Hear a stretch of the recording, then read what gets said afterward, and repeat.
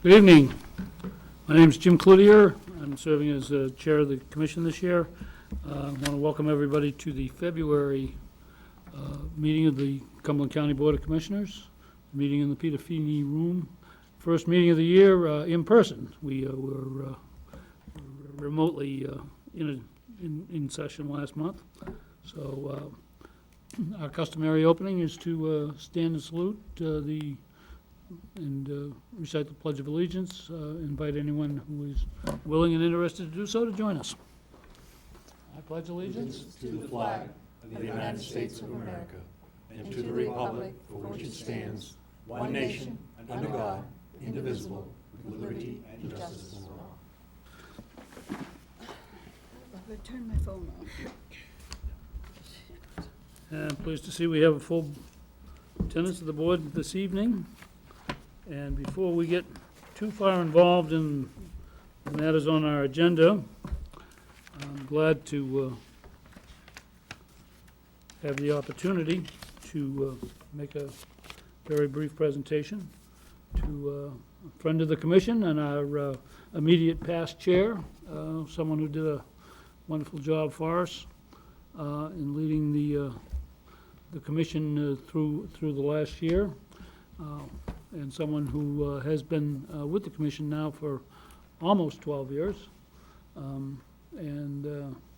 Neil, I'm going to ask you to give us a few thoughts, if you have some you'd like to express at this point. But before you do, I would like to say that more than, I think, a couple of times before, Neil has served a year as chair, and I always gave him a little bit of a hard time about how we always had some crisis or disaster that we had to deal with, and actually he was quite adept at maintaining his cool and getting something constructive done. But last year we didn't seem to get that far, so that was a good turn of events. Neil, we have a little remembrance for you, and I'd be very glad both to present it and to thank you very much for a good year. Very much, I appreciate it. My pleasure. It's dangerous to give any lawyer a microphone with no time limit, but I promise I'll only be about 40 minutes. That's all. No, I'll be very brief. I just want to thank the board for all the mutual efforts. This has been a very collegial undertaking over these 12 years, and we've accomplished a lot together. And although we don't always agree, we respect each other, and we find a path and a process to make a decision that's best for the citizens of this county. And that certainly has been true in my tenure on the board. Through all the public service I've done in my career, my adult life, this has been the best public service these 12 years. I think we've done great things for our constituents and county members. County residents, and I have every bit of confidence that will continue under the leadership when Sue and I walk off this board here in a few short months at the end of the year. But I do want to thank all my constituents out there for having to put up with me and to work with me. And we have a few more months to raise some hell and get some stuff done. There we go. Thank you, Jim. Thank you. So let's take a crack at the agenda. First item is CD 2402, the approval of the minutes for the last meeting. So moved. Second. Moved and seconded. Is there any discussion? Any questions? I'll call the vote. All those in favor say aye. Aye. Opposed? None? It's unanimous. We have informational report based on our ongoing recruitment efforts and human resources needs and issues. And so Amy Jennings is here, our HR director, and we're ready for a presentation if it's available. First, I'd like to start about our overall recruiting efforts this year. We've hired in 2023, we hired 95 new hires. which was exciting. We had some turnover in dispatch, correction officers, and the district attorney's office. So some of those may have been for the same position we had to hire twice for. So, but certainly, our applicant tracking system, our recruiting team, has done, I think, an outstanding job in filling vacancies as the openings that we currently have, plus some of the retention and turnover issues that we've been facing.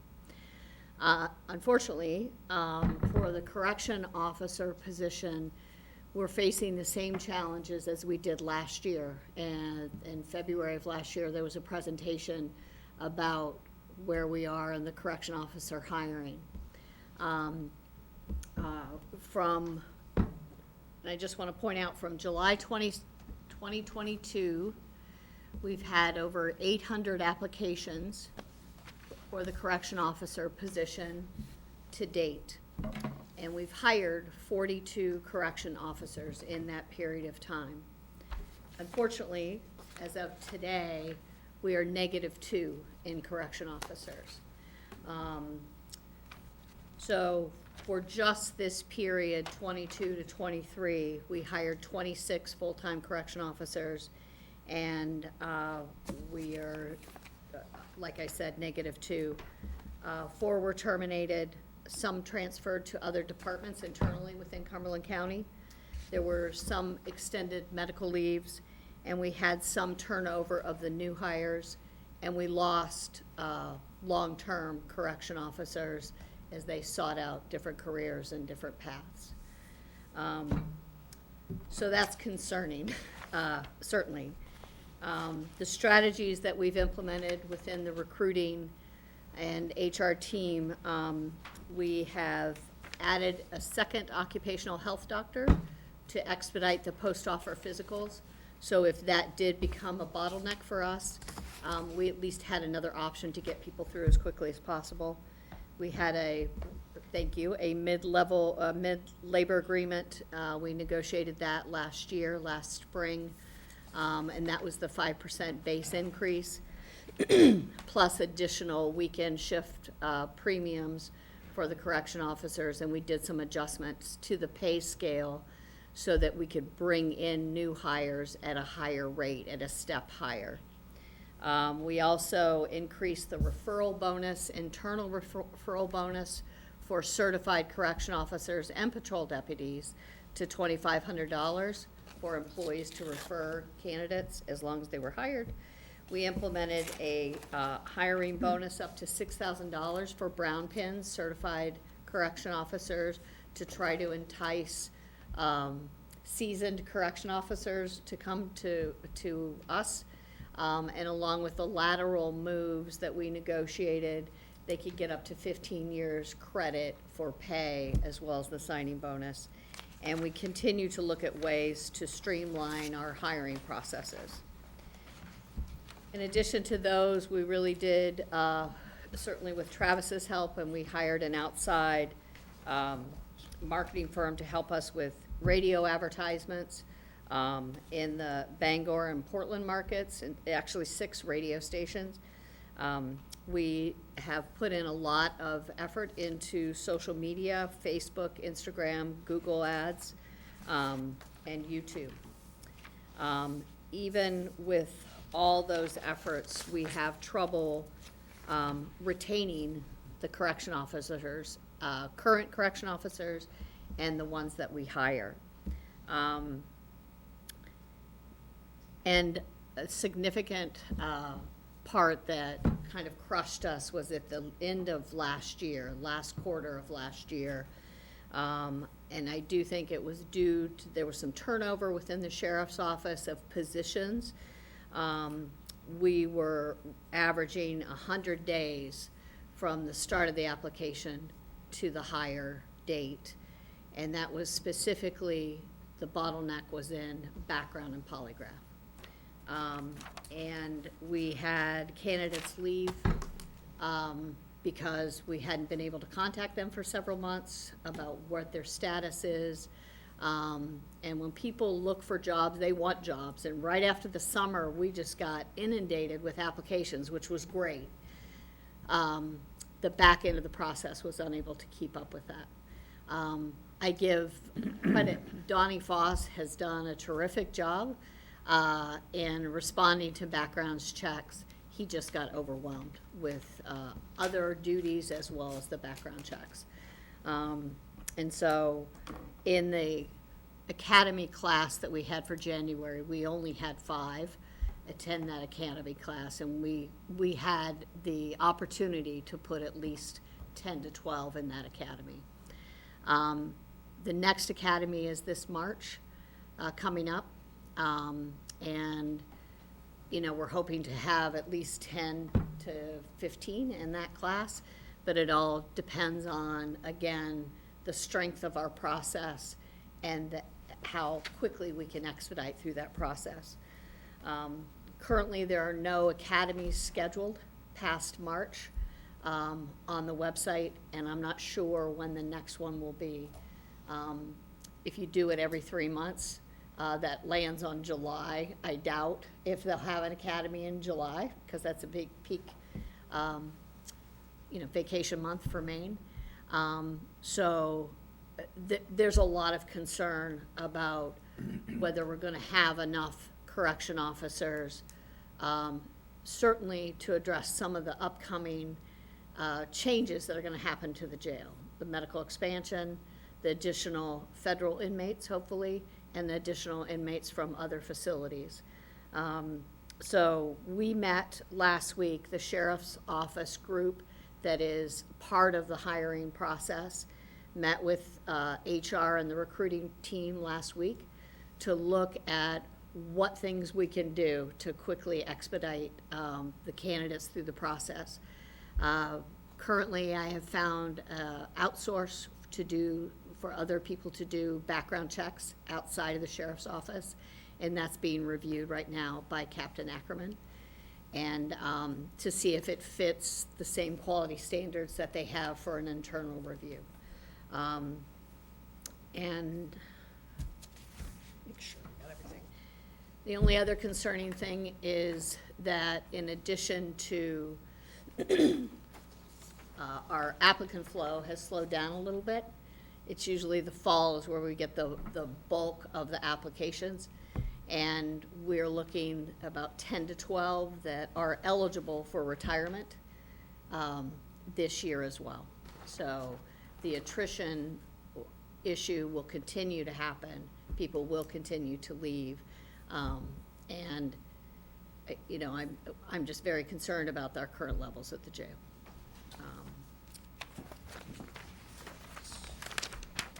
Are there any questions? Yes. Steve? Yeah, just so that I'm clear here, you talked about the need for correction officers. I presume it's by this fall, the hiring, because, and if it is, what's the net number we need to increase? Because you say you got a number leaving, and how many do we have to bring in? In our meeting last week, Tim Quartz said the magic number that he needs in order to maintain all the things that are upcoming is 20. And that would include the 5 that are in the current academy. So we'll need to get 15 in the March academy in order for everything that's coming up to be able to run smoothly. And how many are leaving, so you gotta put on top of that? 10 are eligible to leave. So when you look at age and years of service, 10 are eligible to leave. Whether they will or not, that's their decision. But I always look at that as a possibility. So is a good number of that, half of it, 5? Yes, and then if you see the trend, I would say an additional 10 will leave for other opportunities, either internally at Cumberland County or externally.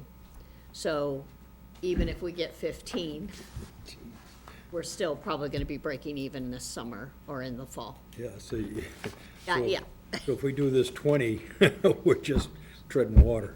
yeah. And our chances of doing 20 are about zero, right?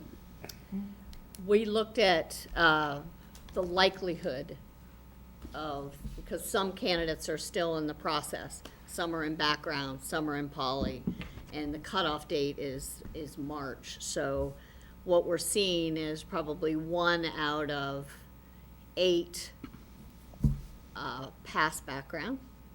And then poly, probably 1 or 2 don't pass poly. And then the physical, usually at that point, that's a pretty small percentage. Most pass that. Did you say So- 1 out of 8 pass background, that's all? Yeah, So you have, in any group of 24 applicants, you only pass 3? what I've done is put together kind of where people fall out in the process. So we start with 787 applicants, we end up with 42. And so you can see through these various steps where they fall out in the process. Sometimes the candidates take themselves out of the process. So that's a Or- 95% drop rate. Yeah. So. Does anybody in the free world actually experience that besides us? That seems like a phenomenally large Yeah. non-acceptance rate. A lot of people that do apply either don't meet the standards and qualifications to even apply to be a correction officer. So if you see that number, you can then see the next step of, after they get through, some are rejected because they don't even meet the minimal qualifications of the position. Then you're down to 593. And then a number of candidates don't turn in all the required paperwork to get to the next step, which would be the background. So then we're down to 184. And after they've turned in all their paperwork, we have 184 candidates, and we hire 42. So we're getting a lot of people applying. They're just not getting through the process. Yeah, a couple of questions here. Sure. What is is there some criteria between this 593 and 285 that is outstanding as what puts people out of the process? They don't show up for the interviews. Okay. You have a large majority that sign up for an interview and are no-shows. Okay. We found that both Mary and Tom, who really handle all the interviews, were double booking the interviews at, during the fall because they knew probably about a 40% were gonna be no-shows.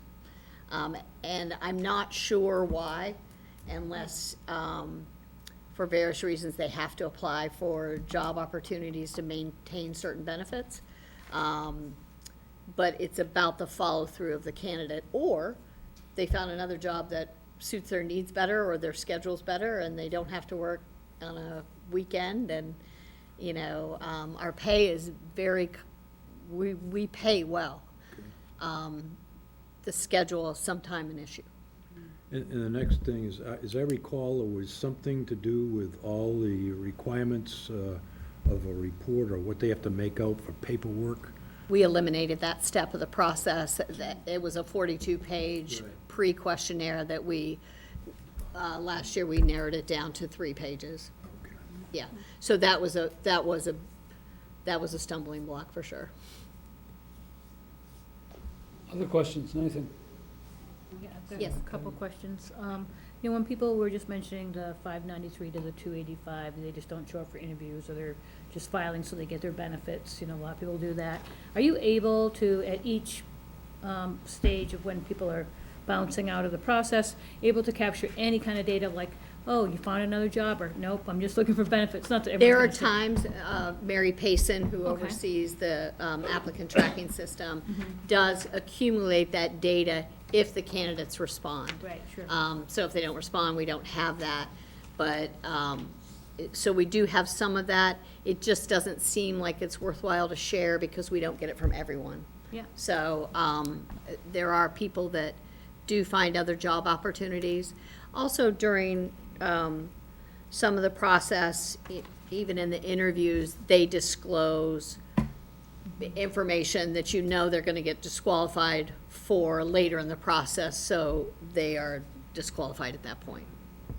And where in the process are they waiting? You mentioned 100 days to hear. The Where back are they? end, the background, really, that's where it became a significant issue in the fall, was in the background and polygraph stage, specifically the background. So if we're able to find a third party, which I know a lot of folks do, they use a third party person who's able to go through the background so that we'll put a whole staff on it so that people can move through the system. Right. You know, would our goal be if we did entertain a third party, then we'd be able to see, hey, we have now cut down X amount of days? That's our hope. Our hope is to do that. What the sheriff's office also did was manage backgrounds through detectives. We have a couple of employees right now on light duty, medical light duty. They were doing some. So they were really making every effort to try to get it done, but then, you know, they had their other jobs to do as well, so. I feel like it's such a serious matter. Let's put It all is. forces on this, you know, bottleneck issue and not have people, you know, try to figure out their jobs and juggle all their priorities and Right. get a dedicated third-party source to do this for us, assuming. And that's what, it's I gonna have happen. found one, I don't know if it meets the standards of the sheriff's office. Right. It's being Well- reviewed right now. Well, I don't know, our standards need to maybe flex a little bit. And then the 3-pager, could we ever get it down to 1.5 or 2? That really, all it has on there now is basic information that we're required to have. It's very simple. That is not part of the delay at this point, and it's all online, so we're not waiting for the mail. I mean, everything we do in terms of correspondence or paperwork is all driven by Jazz HR, our applicant tracking system, and it's either email, texting. Yeah. And Mary and Tom are very quick to get those, and Mary nudges people a lot, so where's the paperwork, are you working on it, is there anything I can help you with? So, That's good to hear. yes, she's vigilant. My last comment or Yes. question is there any way that you can create an incentive for people to not retire? Like, I know a lot of folks face this whole thing where a lot of people might be retiring in a certain age, so they'll actually put programs together like, hey, can you delay your retirement a year? Or if you stay for 6 more months, there's some kind of incentive so that you stagger your retirements if possible, or you delay your retirements knowing that they're coming. But if we're in this kind of a pickle right now, Yeah. is there any way we can work on the other end of this equation? It's certainly something to consider, obviously it would be, you know, money-driven. and, Sure, it always is. Yeah. I get that, Yeah, it's but- always that, and I think, a number of them, when we looked at the analysis of turnover, disciplinary in nature, medical retirements, medical separations, long-term medical issues, so those you really can't do much with. It's more than people, yeah. But, people going to other opportunities, they're going for the Monday through Friday shift, more of a balance of life decision than working average of 60 hours a week. So, by keeping those, I think they are starting to see, like, this has been 3 years of Right. constant overtime Sure. and with no relief. So sometimes you just kind of say, okay, money doesn't matter anymore, because they could really you can make a lot of money with the overtime that people can pick up at this point. Okay, thank you so much. Just, Amy, just one question. Do you think if we eliminated the polygraph like York County has done, that would partially solve the problem? What I have seen, and I look at our communications dispatch, they have a combination of background and polygraph that they seem to get people through quicker, and it's certainly something should consider. What unique things come out of the polygraph, I have to say, that don't come out of the background. And so I do think it's something to consider at this point, because we're getting to a point now where being flat and not being able to even get a +1 over the, you know, a -2 over almost a year and a half. With a lot of applications, a lot of hires, 42 hires, speaks to me and it says we're having a retention issue. It's not an application, it's not driven by not being able to hire anybody. We have hired 42 new employees, which tells me we should be up on our count, and yet we're -2. Thank you. Steve, did you have something? Yeah, maybe an unfair question, but let me ask this.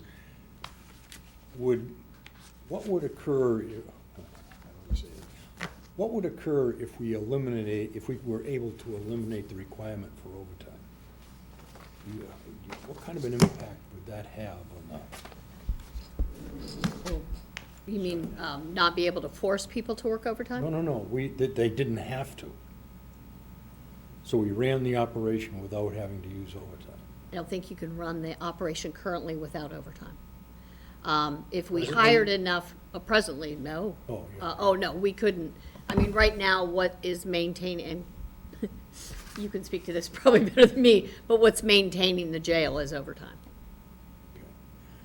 And I take it that the number we're shooting for is just to have a full cadre, Pardon me? a full complement of officers. No, and that's to maybe, I mean, if you look at the projects that are coming up, we're gonna have to open another pod. And that's to run another pod. That's not eliminating overtime, it's to run another pod and to take more inmates into the jail. Okay, so we not only, to eliminate overtime, we not only need to be able to do that, but we also need to hire the officers necessary to fill in when somebody's on vacation, when Right. somebody needs training. When they're out for long-term sick, Yeah. when they go on hospital details that you don't anticipate. And that's a 24-hour coverage at the hospital if there's an inmate that gets sick, or you have to have somebody there, a correction officer has to go there. And those are like, those aren't, you don't manage those just happen, and then you have to, cover it that way. Do we have any idea what that number would be then? So for us to really solve this problem, do we have any idea what that full number is? To open the pod, to open a new pod and kind of anticipate some of the new things that are coming up in 2024, plus eliminate all the overtime, I haven't even looked at that. That would be a very, very large number. It would be a very large number. But People would leave, some of the corrections officers we have would leave if you eliminated the overtime as well. Yeah, Like, I mean, have there's the feedback, some of them are very upset that we've even limited them to 72 hours, like they were counting on, so it would be a double-edged sword on some of that as well, so. So the budget includes a certain number of officers, of which we're assuming 40 will never be filled, so that isn't even currently funded, even though, and we're nowhere near needing to fund it. Yeah, that ties to the smaller size of the jail at present, Right. before we return to the full scope. Yep. So, I don't know who would be, and Alex, you may have some ideas on this, or Teresa, or Amy. I'm kind of wondering why we have employees at the jail doing background checks at all. That has budget implications for activity that could be sent out to a third party.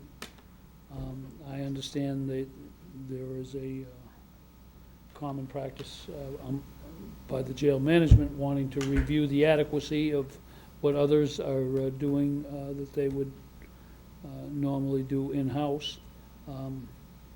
And, that doesn't make particular good sense to me. The jail management, they don't do the background checks. That's done by Captain Ackerman, the detectives. Yeah, so- Actually, my point was, the jail management decides whether somebody on the outside can do that. From what you've said tonight, that they're reviewing the adequacy of at least. Oh, the contracting, yeah, yes. I did give it to Lieutenant Faust and Captain Ackerman because they do those background checks. So I did go to the outside company and they are reviewing whether it meets the level of standard that they currently do for backgrounds. So, and we ran into the same kind of Oops, I'm sorry. qualitative evaluation, I would call it, related to polygraphs. Yeah. And, whether those made any sense, and it was insisted that they did. Frankly, I remain doubtful about that. So, a year into really a Herculean effort, and a largely successful effort, what we have uncovered is that we have a retention problem, I think. Yeah. We used to think we couldn't get anybody in the door to apply, but we've overcome that apparently. Yeah. And it seems we have. And the new hires that we're hiring are younger. They don't come with a lot of they come with the qualifications that we need to apply for the position, to get through background and poly, and to go through the academy. It's just going to take, like we've seen countywide, the younger and less, it's just gonna take more time to train them and educate them and, acclimate them to the jail. Do you happen to have, off the top of your head, what the educational requirements are for someone who applies for? High school, GED, high school or GED. All right. And, okay. Well, I think we might want to think about what we're going to do next. I don't think there's a prayer that we're going to have 20 people in the March academy. It would be wonderful if we did, but it doesn't seem like it's very likely. And I don't that think means it's we're going to have a bad summer. And at the same time, we have a lot more demands and requests, if they're not demands, for law enforcement assistance in various ways in various parts of the county. And I think even last year, some of those requests were being turned away. Sue? Question. I'm trying to think this through my head. I know that's a little strange, but is the backgrounds that we do versus say the outside agencies are using, what is with the difference? And are our backgrounds too strict? And at what point do we have to look at our background checks to make sure that's part of the problem, or that they are too strict? Because I can't believe is every jail in this country does them in-house. There's got to be, the agencies out there. So are we talking apples for apples or apples for oranges, and who makes that decision? At what level does it come to for that decision? There are standards that the Maine Criminal Justice Academy Yeah. sets. Yep. That's what the background is supposed to mean. And there is research on past jobs that they've held, talking to the supervisor, actually going to former jobs to look at their personnel Yeah. file. So it's time consuming. Yeah. And to do it right, and that is one of the last steps to make sure that people don't have a criminal history and all those things to work in the jail. You really can't lower that standard. I think it was a matter of resources in the sheriff's office at this point. More is because we got the floodgates. We didn't anticipate getting that. I mean, it was fantastic that we Right. did, I'm not, right? But we got a ton of applications, and I just don't, I think with the changing of positions in the sheriff's office, they didn't pivot quick enough to try to be able to respond to doing background checks that quickly. So with Lieutenant Foss, is that his only job is to do our background? Oh, no. Or is he doing everything? And at what time does the corrections office, our backgrounds take second to whatever? Yeah. And at what point is the add-ons doing the interfering with the background checks with that in order for us to get this up to Yeah. where we have to. Lieutenant Foss was also handles any internal investigation, IAs. We were also hiring patrol at the same time, so they had backgrounds and polygraphs as well, plus the influx of correction officer backgrounds. Lieutenant Foss and I have spoke several times, and what he has shown me and demonstrated to me is with this new application process, it's almost doubled what Lieutenant Barnes used to do, his predecessor. So there needs to be a plan on how to handle that excess. Right. I'm not part of that plan. That's the sheriff's And, office. oh, so that's the sheriff's office we're planning? They oversee the backgrounds and polys. They oversee with the background That's their step of the checks? process that they oversee. So is that time for that to come for an open, discussion with the commissioners and the county manager? Is at what point do we maybe relook with the backgrounds? You have any wisdom to impart on all of this discussion? Well, I was present in that meeting with Amy in regards to the hiring process. And,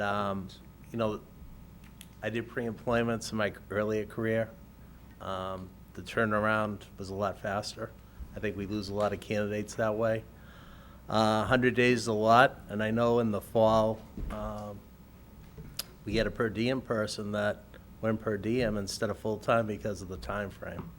So that just tells you some of the challenges. When it comes to the number, getting through the summer with vacations, all these projects, medical expansion, it's probably about 15, but I believe Captain Smith and Sergeant Demers have spoken with the sheriff about a plan to try to train people if the academy is the stopgate of getting people into the summertime. But again, I just think that maybe some dedicated people to backgrounds is the way to go if we're going to keep it in-house. Right now, Lieutenant Foss and all these, we're like piecemeal and everything, when it should just be a big push of like 5 investigators, retirees or someone to bring in to streamline the process. Thank you. Yep. Anyone else? Yeah. Steve? Yeah, one further question here. Part of the retention problem, isn't that really with the younger people, the quality of life? Somewhat, some were seasoned employees that left. 15 years have left so that they can go to a Monday through Friday job. Younger families,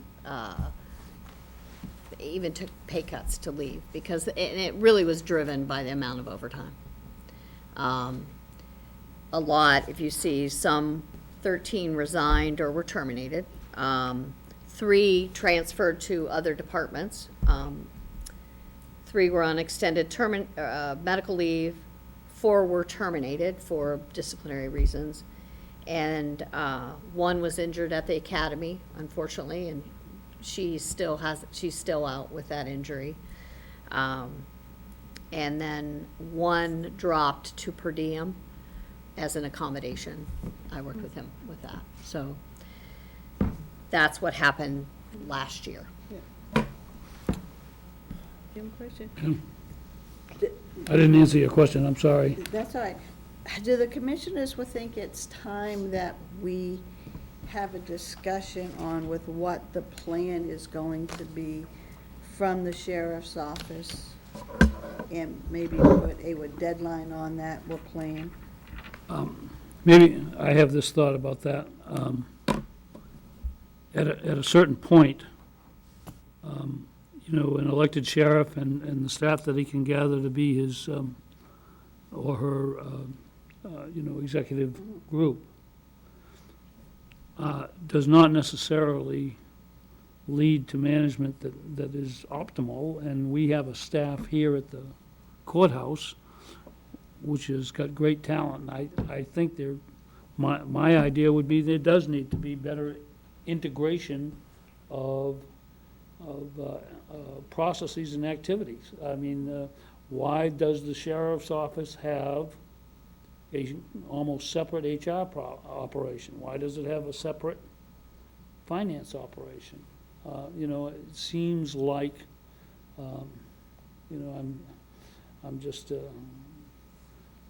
can't get out of my head the Einstein motto, which was everything in life should be as simple as possible, but not simpler. And I don't know if we have the simplest system that is what we should be using for this.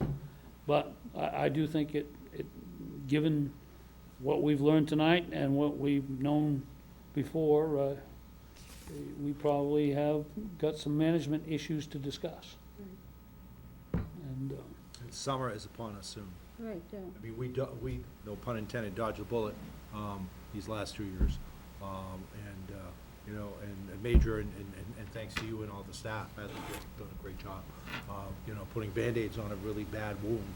But we need to deal with that, front and center, or this summer, we will experience the consequences of, having a jail that's, not fully staffed. More people might leave because they're working 70, 80 hours a week. And they don't want to work 70, 80 hours a week. by the time of our next meeting, we may know whether we waited too long. Because, you know, if the challenge is to get people through what has at times been a 100-day process in order to get them qualified for something that's happening in about 3 weeks, you know, we've got problems, so. Yeah. So we will, Alex, maybe you and Jim can confer with whoever you think you need to talk to about what would make some sense for our next step in all of this, to see if we can get ahead of the power curve somehow. I think this is going to be a regular topic in some format, probably most of the commissioner meetings throughout the course of this year, with background being one of the first up, as we try to work through possible solutions here, yeah. Is there any way to have like a dedicated workshop rather than having every meeting, we're gonna talk about this, we're gonna keep Right. finding some Band-Aids out there, for us to have a serious Workshop. down and dirty workshop, to talk about what we are doing here, honestly. I mean, I feel like it's, well, I don't wanna speak before the time, but I feel like a dedicated workshop is maybe a good way to go. We've been down this path before. I think every time we've gone down this path, there's been a choke point for Right. information, and we don't have the, you know, We decide how the budget goes, right? So we make our decisions all the time, Yeah. and that's the way it might come down to something like that. So when you say a workshop, Commissioner, what you're talking about is having all the players there. I'm just having all the players, but I guess I want to know where are we going? Again, I'm coming maybe from more of rookie eyes, but like putting money towards certain things and projects, my mind is like, why are we doing this if we don't have a sustainable entity that's going to execute? So in my mind, this doesn't make any sense. And so I just want to be maybe informed, or I want to understand better why we are dedicating funds for certain things if we are seeing that we cannot right-size the ship, so to speak. And that's because I feel like it's a multiple level of things. I mean, there might be one or two things you want to point at, but they all come together in a complex situation. And so I'm just trying to say, well, would a workshop help tease it apart? So you know, we make better choices with our financial situation, make better choices with personnel, or, not that we drive personnel, but the county management does. That's all I'm asking for. Yeah, when you talk about a workshop, and I'm in agreement with you, but when you talk about a workshop, we've talked about 2 or 3 topics that are not necessarily just correction officers. Right. We're talking about, when you, Commissioner, may mention the finance system, and HR system, we're talking maybe the next level up. Also, how do we do that integration? I presume that's the kind of workshop that we've really got to talk about so that we can then begin to filter that down and then solve these problems. Because otherwise, what's gonna happen, you're gonna try to solve this, and this section, or the finance pulls it away, or HR pulls it away, or the sheriff's pulls it away, or the commissioners pulls it away, and we can't do that. We've got to get this integration done. So I would suggest that if we're going to do that, we really have to sit down and talk about all this issue. Seems like there's a tremendous amount of friction involved in a lot that Yeah. goes on, Yeah. frankly. Maybe I got that wrong, but that seems like it.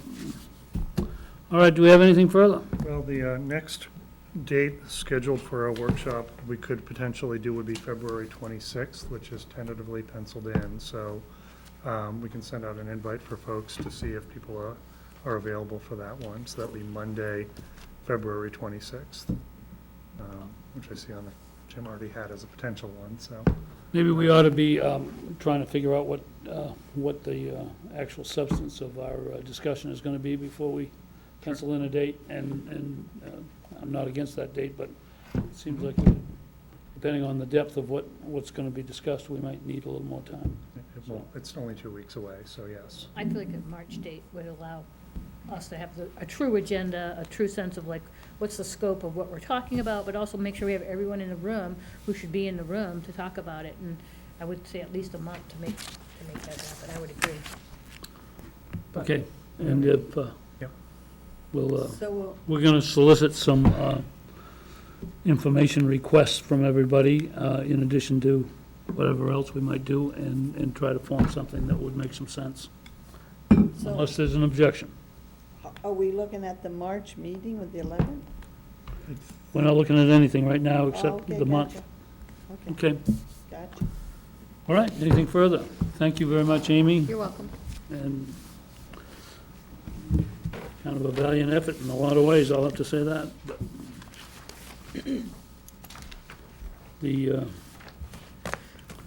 next item on the agenda is to solicit comments from the general public. Seeing no one wishing to speak, the 3-minute rule doesn't need to be applied. Tim, would you like to speak? Okay. I'm just asking. Now, the next item is having to do with the Portland Hockey LLC agreements. And Alex, did you want to just fill us in a little bit on this item? Sure, this is a consent agenda item. This is something Jim was going back and forth with the folks there and the Mariners on the agreement. I sat in on at least one of the calls, and he is now satisfied that is fair and good, so is seeking authorization to release that. So move. I'll second.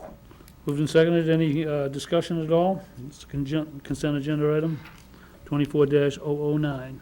Seeing none, call a vote. All those in favor say aye. Aye. Any opposed? It's unanimous. ARPA business, again, I'll ask Alex to speak on this item. Yeah, this is kind of an interesting one. It's a little bit of a spot where we have to put the cart before the horse a little bit. We really needed to go out and pick which vendor we were going to use for the furniture for 27 Northport before we really knew exactly what the furniture was going to be, because we need that vendor to now sit down with our architects as they work through the more detailed versions of the plans to have all that furniture in place. So a group of Jim Gailey, Sandy Warren, Bill Trufant, and I reviewed the RFPs from them and moved forward with Creative Office, or called CORE, which we were unanimous as being both best price and best product, and also best presentations. That made it relatively easy. So we will pick them to award the RFP for them to essentially start working with the architects, and then we will eventually get to that final price on it. So a little bit of a convoluted process, but Any questions? Yes, I have one, Jim. Alex, how many stations? If they're quoting it out at 33.53 per stations, how many stations? We've done so much work on this, and I have not actually gotten to that number. I believe we're gonna be at about 65 stations. Yes, it's so funny because we've gotten so deep into the offices versus the, what the. About dimension- $250,000, 240, something like that. It'll be more than that, because that's not just the stations. Then we're gonna have the cabinetry. We're also going to have the conference tables. It's gonna get up considerably higher than that. They're a good outfit. They've done so many of the buildings in the area. Yeah. Will be a much larger number than that, though, so, yeah. To the commissioner's point, do we have a window of cost? What we- Yes, the it's list outlined. is to be more than that. Yes, within the good, better, best, they gave us that range in there, sort of between low and high side on it. Okay. But yes, we're well more than 250,000 now. It'll get up there when all is Wishful said and done. thinking. Yeah, we saw some of the initial numbers had that too. We were, and that's not. This is important. The thing that we've been saying all along, and you all have heard me say it many times, these are desks that these employees are going to sit in conceivably for quite some time. These are not pass-through stations. These are not places where a person might be working at this position for 6 months. They could possibly be there for a long time, and the roles could be very fixed over time. So we really want to take our time to make sure that this goes right. Similar to the architecture, but in many ways almost equally as important. We can design a lot of nice meetings room and stuff, but if the employees are uncomfortable where they're sitting, it's not going to do us much good. So, Thank you. As I make a motion to approve item 24-0110, to authorize the county manager to award the bid. Is there a second? Second. Moved and seconded. Further discussion? Seeing none, call a vote. All those in favor say aye. Aye. Opposed? None? It's unanimous. And next item is 24011. Authorize the jail major to negotiate the services of the Cumberland County Jail. Major, you get can I it. jump in on that first? Sure, I'm Thanks. sorry, go ahead, Alex. So this is going to be a little bit of a whiplash topic, given what we've been speaking about, and I sort of did my best to mention this to everyone if I could. The struggle we have here is we're trying to plan for the future, getting these agreements in place, similar to the federal agreements, for the day in which we hopefully, and we have to continue to be hopeful that we will add those employees to enable this to occur. This particular one is one that actually appeared in the newspapers with a misleading headline as if this was something that had already been done. That is not true. This authorization tonight is simply to enable the major to start the process, nothing more, nothing less. And by no means is this a done deal. Obviously not, given the conversation we've already had, but I just wanted to jump in on that this may feel cross purposes, and it feels that way a little bit to us, but we have to keep steering the ships in this direction for the future that hopefully will occur, so. Major, we'd be glad to hear your comments. So the Oxford facility, they're having some capital project there, and as a result, they're moving all their inmates out of the facility and dispersing them to different counties. They approached us about housing 10 at $85, and that would exclude any medical costs, and it would be up for about a year. So I believe the averages I put in the position paper. They're willing to provide a staff person for the arraignments, because they'll get booked in, and then they would come to Cumberland. There'd be about 10. It wouldn't exceed 10 inmates. And they would provide a staff person Monday, Wednesday, and Fridays for video arraignments. Just due to the jail budget deficit, 10 inmates isn't that bad under the current population that we have. We're operating about 230 right now. Major, is there any opportunity to have their people, while the jail is being refurbished, come down here? Yeah, we tried to press upon that's what we were looking for, and because they're gonna be transported all the times, he really doesn't have the staff for that. But if that's a deal breaker, then I just go back and say that they need to provide the staff. Well, I don't know, it's a deal breaker, I mean, I just. Yeah, like I said, again, the staffing, if it was more than 10, I'd be more concerned. If it was 40, that's a different conversation. Do you know what their usual census is up there? Yeah, it's around 40 to 50. It's pretty, they're divvying them up to like four different facilities. York's taken 10. I believe Two Bridges has taken 10. They're doing 10 all the way around. We used to run 500, and now we're down to 200, right? Yeah. I mean, when you mentioned that they would have a dedicated staff person Monday, Wednesday, Friday, Yeah. you know, we just talked about hospital, you know, transports, and So- that takes somebody out of the mix, so can they give us someone for hospital transport? Yeah, so we did bring up those concerns about hospital details. Yeah. You know, probably a window of 6 hours, they would get somebody down there to take over any hospital details. Okay, Yeah, I mean, well, that sounds better. yeah, no, they understand the staffing challenges we Okay. have. Yeah. And they're willing to assume responsibility for transportation and for hospital details for their inmates. Okay. And this is the green light for you to try to make a deal, isn't it? Well, I just, to get a draft document for the chair, county manager, and the sheriff to review. Yeah, okay. Any other questions? I have a motion, please? So moved. Second. Moved and seconded. Further discussion?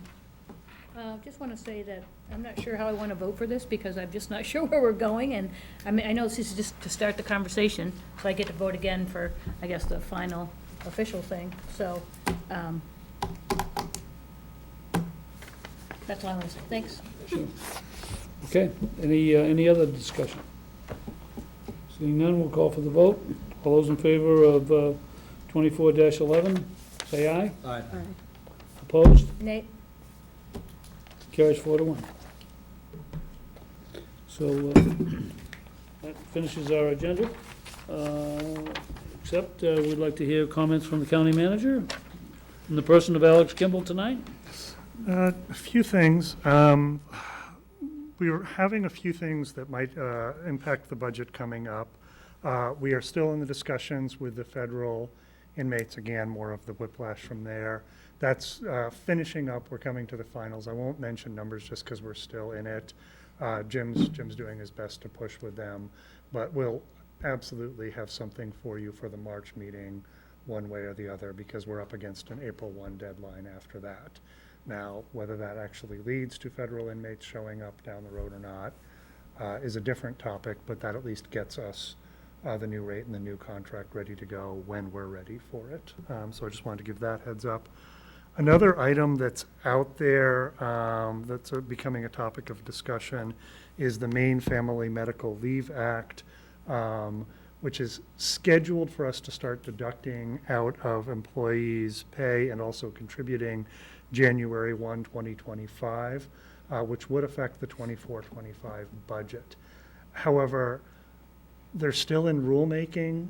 Having listened in on a few of the sessions, they have a long way to go before this becomes something ready to go. So there's some real questions from a lot of different sources as to whether or not January 1st, 2025 for starting deductions from employees is really a possibility. So that's something that we're really grappling with right now. Just wanted to give a heads up on that. Finally, on a better note, yes. Alex, I hear what you're saying, but what's the actual grapple? Well, we would have to budget for 0.5% of all employee wages being deducted or having to be contributed on our end, and employees paying in that same half. Although that is the max, it could be less than that, which has not yet been decided. So that would start on January 1st, which would have a budget hit to us if we thought and we were feeling more confident than not, or even somewhat confident, this was actually going to start. So we would have to start, we're having to look at budgeting something that isn't fully baked yet, and that's the struggle here, because it hasn't even started rulemaking. Rulemaking isn't even due until January 31st, 2024, with a January 1, 2025 state. So this is really in a bit of an odd state of hurry up right now, so it's a tough one to really get a good handle on. So we really don't, how sure are we that it's just a 1% then? That's the max for this year, although it could go up in later years. Yep, you'll hear folks say that they're recommending 0.85 or 0.86%, which would be split evenly, but again, this is all, there's a tremendous amount of unknowns on this, not just in terms of the costs, but in terms of how the program would run, whether it gets outsourced to a third party. But at the end of the day, this all trickles down to, do we at least put a placeholder in the 24-25 budget?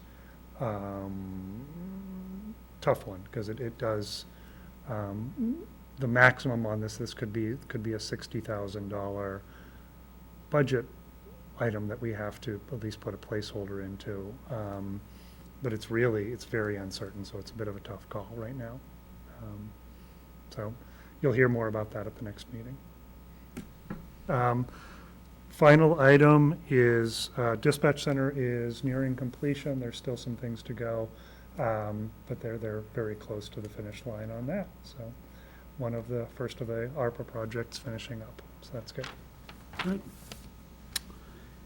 Okay, as the executive staff, beyond the manager, they have something to add or keep us informed on, and we'll start with Amy. She's been hard at it all night, so no stopping now. We have our Employee Appreciation and Recognition Awards on March 1st. And that is where we hear about the Employee of the Year for Cumberland County. We distribute the ACE Award awards as well as longevity awards. And that's going to be at Broadway Bowl in South Portland. And so it'll be a good time. So just throw that out there. And that's all I have. I'll once I heard again they- try to I heard they get have at good least, tater tots. Oh, good. That's what I've heard. Key. and I will again Oh, try to that's get my at least next 30 in a announcement. string of bowling. Good tater And, yeah, not that likely. Teresa, you have something from finance? Just the finance office is extremely busy. The IRS threw a few submittal curves that we almost missed the deadline on W-2s. We managed to make that with the 1099s, and now we're into workers' comp audit and vacations. The payroll person's on vacation for this week and most of next week. And then we've had back-to-back vacations in our department at this time of year, making it busier on top of busy. So, there you so go. that's where we're at right now, so. And Travis? A couple quick items. I'll leave Commissioner Gordon to talk legislative stuff. But I've begun surveying departments about legislative items that they may be aware of through their trade groups or statewide organizations. And no matter what the theme is, it's all steering toward potential language in the budget. So we'll be spending some time in appropriations this spring, I think.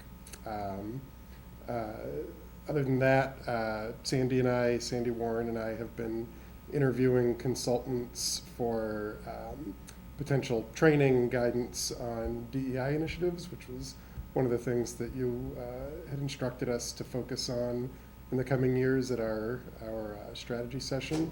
So the department heads have been meeting monthly, instructing a small group of us, Sandy, Amy, myself, and Melinda from Regional Communications, Chief Deputy, and Liz. We take what that group instructs us to work on, we figure out what they're asking us to do, and then we either look for consultants or we work on developing the language that they're looking for, and then we bring it back to that big group. So we have this give and take process that is regular, scheduled every month, and we're really starting to get a sense of what our first steps are going to be, and the answer is that we need guidance. So we're interviewing a lot of firms. We've had 6 or 7 of them so far, looking for the right kind of leadership to help us train the trainers and really make permanent some elements of DEI in the work that we're doing. Very good. Catherine? Yeah, I guess once the budget's wrapped up, I'll help Teresa or Alex get the tax warrant out to the towns. Well, hopefully that'll be a really fast turnaround and should be good to go. Great. And comments from the commissioners? Commissioner Smith? I don't have anything this evening, thank you. Commissioner William Thomas? No, I'm all set. Commissioner James? I gotta break that string, come on. No, just a couple comments. As we approach the February vacation, want to congratulate all those student athletes out there, whatever sport, whether it's indoor track, whether it's skiing, whether it's basketball, hockey. We know you've worked hard all year. We wish you the best of luck in all the tournaments, and that, you know, as difficult as it is to not prevail and be a state champion, we applaud your efforts in the battle and in the competition. And that's all I have. Commissioner Good? Thank you. Yeah, I'll pick up on what Travis was saying. I got a couple of issues here that addressed the legislature. When the biennium budget was built this last year, jails, which commonly get an increase because we need to fund the programs that the state has imposed upon us, and those costs increase yearly just due to cost of living and the issues that are associated with that. We as all the counties got what they call flat funded. We saw no increase. And as a result, we made a push with both the governor's office and with the legislature about obtaining some additional funds through a supplemental budget position. And what we did in the survey with the counties, we determined that what we should have had was an increase. Instead of $4 million, which we originally had asked for, was $7.82 million, which was what was actually spent. I mean, we did the survey, got the figures from all the counties, and that's what it was. So far, what's happened is the governor has come back with what we propose, or what we think is only $4 million. So my concern is for our population, our citizens, is that if we're going to have to continue spending like that, and I'm not talking necessarily about just Cumberland County, what is occurring is that costs are being successfully transferred from the state tax bucket to the property tax bucket, which is our only source of taxing funds. The second issue I will bring forth is, and it doesn't really affect us because we don't have that issue, is the rural patrol for our outlying counties. And the governor has, in their budget, has not addressed it yet, although there's a question that she may add some funds for it to occur. What has happened is that over the years, counties have continually added deputies so that the rural patrol gets covered, and the state police, who by statute are supposed to do that work, it's their duty, have withdrawn their staff to perform other functions that the state has assigned to them. Both are needed, but the funding is not following. So we're in that position. We've gone to the legislature twice now with 2 different bills, and at both times the Criminal Justice Committee has either done away with them or has tabled them. So it appears there will be no funding for that, and again, those costs will be transferred from the state tax bucket to the property tax bucket for the outlying rural communities. I think it's too bad in that we all recognize, and even when you talk to the committees and the representatives and senators that are there, they understand the need for public safety for the citizens. And the same with the jails. But they are not willing to go forth with the appropriate funding as we believe as counties. Thank you. Sure. I'll say that that's a familiar story for anyone that's ever been involved with school funding or service center supports, or and I'm sure there's very similar issues in rural areas as well, because the pressure to pretend to have avoided funding of various programs is always present, and quite often results in a lack of state support for functions that then have to be picked up by the property tax, which is among the most regressive in the country. And we haven't achieved what New Hampshire has managed to do yet, but just about every other place in the country has a lower impact from property taxes than Maine. We have, I have very little else to add to our thinking tonight, so I'll remind the commissioners, we have an executive session at the close of our meeting. And other than that, I will entertain a motion to go into executive session. So moved. Second. Moved and seconded. Any discussion? Seeing none, all those in favor say aye. Aye. And before we You turn know- off the camera, I will mention, we're not going to be doing a vote after this, so there will not be a camera coming back on for this one. Good. Yeah, we can. So